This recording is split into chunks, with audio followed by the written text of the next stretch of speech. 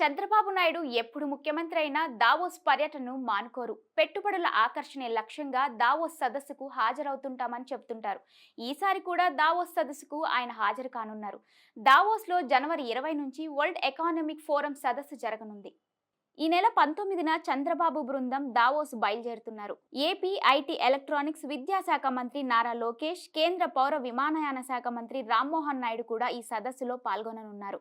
CM మరియు మంత్రుల వెంట పరిశ్రమలు, ఏపీ ఆర్థికాభివృద్ధి బోర్డు అధికారులు కూడా దావోస్ పర్యటనకు వెళ్లనున్నారు. షేపింగ్ ద ఇంటెలిజెన్స్ ఏస్ థీమ్తో దావోస్లో ఏపీ బృందం ప్రదర్శన ఇవ్వనుంది.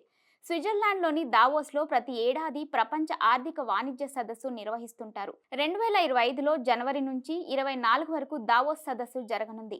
ఏపీలో పెట్టుబడులకు ఉన్న అవకాశాలను అంతర్జాతీయ సంస్థలకు వివరించేందుకు దావోస్ వేదికను ఉపయోగించుకోవాలని చంద్రబాబు భావిస్తున్నారు.